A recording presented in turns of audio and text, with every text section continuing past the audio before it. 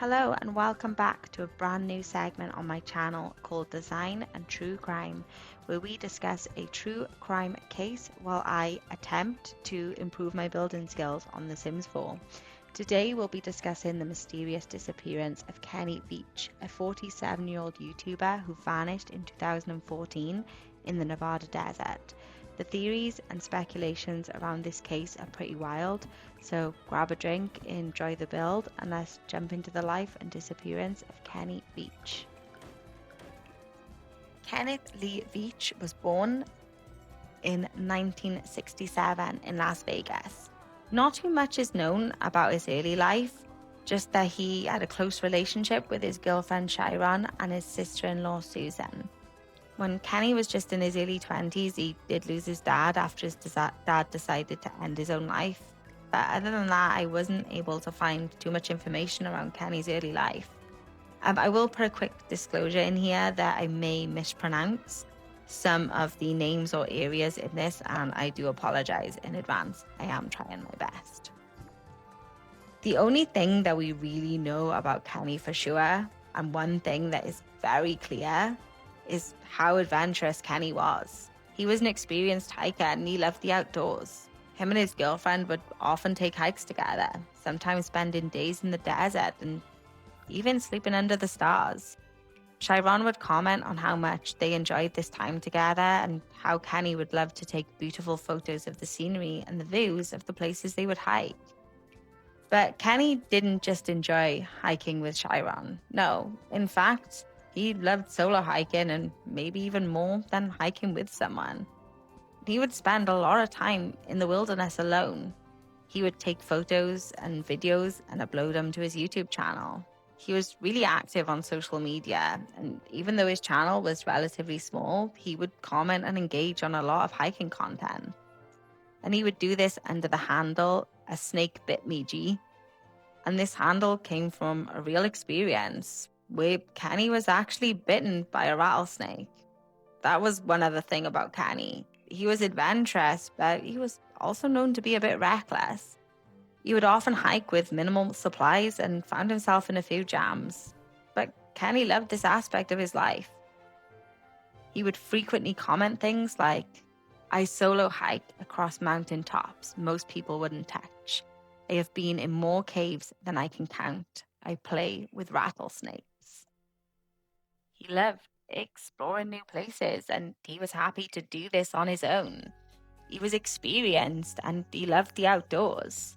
Another comment read, "I have been doing this sort of thing for 20 years. I go where no one goes. And I don't take anyone with me.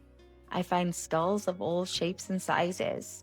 Occasionally I find old animal traps. I hike over mountain tops and I sleep on peaks under the stars. Sometimes I have to scale giant cliffs to get myself out of a jam, but I always make it back." Kenny was confident in his abilities as a hiker. I think you can see from this post that he was proud of his hiking ability. That maybe he felt that there wasn't a situation that he wasn't prepared to handle. I mean, after all, he had over 20 years experience doing this.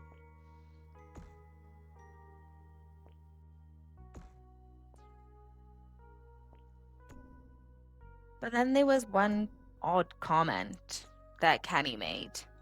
Now, this wasn't on his own channel. This was on a video called "Son of Area 51.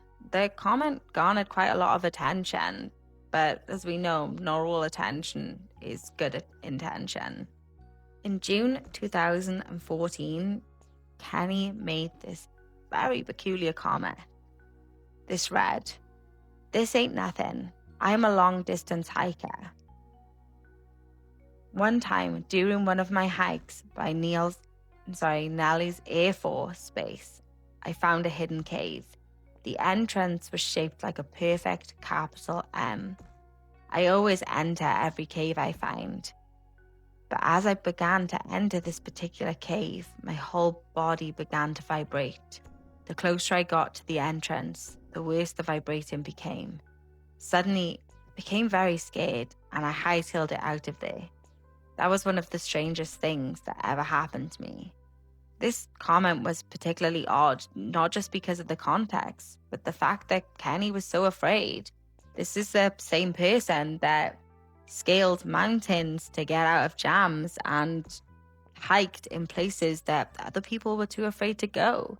He said himself that he played with rattlesnakes, yet something about this cave apparently had shook Kenny to the very core, so much so that he couldn't even continue to go in, that he couldn't document this cave.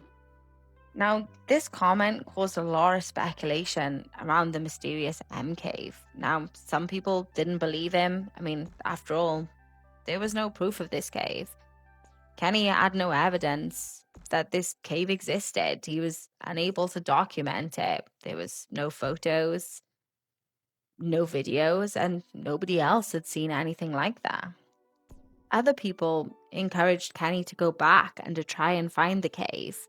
They wanted to see it. They wanted him to go back out there and document this peculiar cave and this bizarre event that seemed to happen when you go in.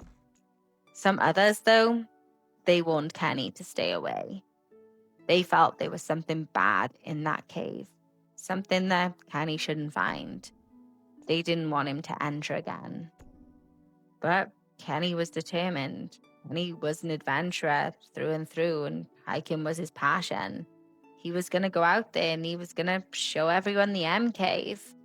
So, on the 18th of October 2014, Kenny set off to find the M cave. He parked his car in the usual spot, grabbed his gear and his camera, and set out to document his journey. 10 hours searching through the desert, Kenny came back empty-handed. He was unable to locate the M cave. This garnered a lot more negative comments. Kenny had gone out to prove to the world that the M cave existed, and he'd failed. People were curious, and people wanted to know about the M cave. Some people still refused to believe it even existed. And I think Kenny had a point to prove. He'd gone out to find the cave, and he'd come back without any evidence again. I don't think he was going to let this go. And he was going to find this M cave no matter what. So, on the 10th of November 2014, Kenny set off once again to find the M cave. He said goodbye to his girlfriend and told her he'd be gone a few days. He packed up some gear, though left some of his camping gear behind, and this time he took a pistol for protection. He said goodbye and he left. Little did anyone know that that was the last time anyone would ever see Kenny Veach. A few days after Kenny had left, his girlfriend started to get concerned. Now, she had expected him home by now, and even though it wasn't unusual for Kenny to disappear for a few days on a hike, some more time had passed and she was getting more concerned. Eventually, she contacted the police and reported Kenny missing. On the 17th of November 2014, an official missing persons report was filed, and the search for Kenny commenced. Now, Kenny's sister-in-law Susan has commented saying the official search didn't begin until the 22nd of November, despite the report being made on the 17th. So almost 5 days after the missing persons report was filed. But I'm not entirely sure if that's accurate, so I can't verify the fact, but that is what Susan believes. Now, as the search progressed, the police officer first found Kenny's car parked in Joy May Canyon, which is where they'd expected it to be and where the hike had commenced from. They then uncovered his phone near a vertical mine shaft. The original theory was that Kenny may have fallen down this mine shaft and was unable to help himself, that maybe he was still down there and hurt and couldn't get back up, or at the very worst, that he'd fallen down there and passed away.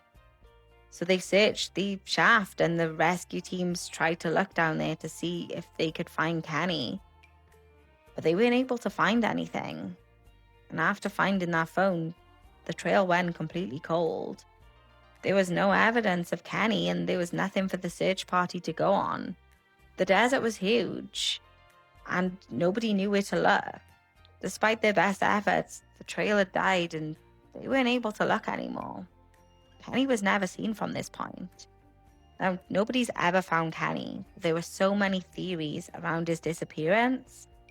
From the internet sleuths who believe that Kenny found the M cave and really saw something that he shouldn't have. That maybe the government had taken Kenny, that he discovered some kind of military secret, or even aliens. After the disappearance, several hikers actually attempted to follow Kenny's trail and the way they believe he went to find the M cave. Now, they swear that they have seen rock formations shaped like the M cave that seem to be filled in, as if Kenny had found the M cave and the government had taken him and then filled in the cave so no one else could find it. This obviously just fueled this theory around Kenny's disappearance. Others believe that Kenny died due to an accident, that maybe he fell and was unable to save himself or was hurt by an animal, or even from exposure. Kenny hadn't taken enough supplies that morning, and Kenny was alone. If he ran into a problem, there was no one there to help. Not only that, Kenny was known for being a little bit reckless and very adventurous. He wasn't scared of the wildlife out there, and he wasn't scared of the animals. There's a possibility that, unfortunately, Kenny's luck ran out, and that he finally got into a situation where his 20 years experience wasn't enough to save him. The third theory is some people believe that Kenny is in fact still alive, that he'd actually never planned to return to his girlfriend or his home, that Kenny had planned to disappear and start over somewhere new, that Kenny is still out there living his life somewhere with maybe a different name, though there's no evidence to back that theory up. And the final theory comes from Kenny's girlfriend. She believes that, sadly, Kenny had taken his own life, just like his dad had done in his early 20s. She commented saying that Kenny was struggling with severe depression and his mental health had been declining for a while, and he threatened to take his life on more than one occasion, even stating that if he did decide to do it, that nobody would ever be able to find him. Kenny had left his camera behind that morning, which he never did before a hike. I mean, we'd said earlier how much he loved to photograph his surroundings and document the places he was exploring. It was also strange that if he was going particularly to document this cave, that he would leave his regular camera behind. It seemed like something he should take photos of. She also backed up the fact that he hadn't taken enough camping supplies with him, that it didn't seem realistic to her that he was planning on spending more than 24 hours out there based on the supplies that he had taken with him. And lastly, it was the fact that Kenny had taken the gun. And that was odd as well. But the disappearance of Kenny Veach has never been resolved. Sure, his loved ones have theories and the internet has theories, but nobody was able to find any evidence to prove any of these. Kenny just vanished. There was no body to confirm that he died or how he died, and there's no evidence of him still being alive. Kenny's final moments are a complete mystery to everyone. Now, there's so many theories around this, and I would love to know what you guys think. Which one do you believe happened to Kenny? Sadly, I believe Kenny took his own life.